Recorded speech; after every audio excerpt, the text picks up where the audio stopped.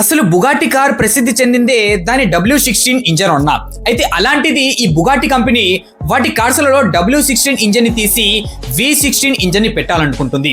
అయితే ఈ రెండిట్లో డిఫరెంట్ ఏమిటో మనం తెలుసుకుందాం. Actually W16 and V16 engine లో సిలిండర్స్ అనేవి 16 ఉంటాయి. కానీ V16 ఇంజన్ లో అటు ఇటు 8 సిలిండర్స్ 2 బాండ్స్ లలో ఉంటాయి.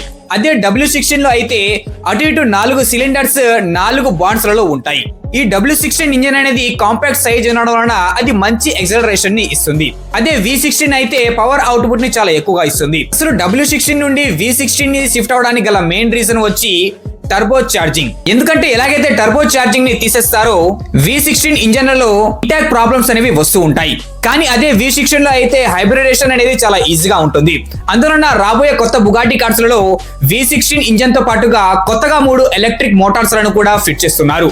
దాంతో అవి ఏకంగా 800 HP ని ప్రొడ్యూస్ చేస్తాయి.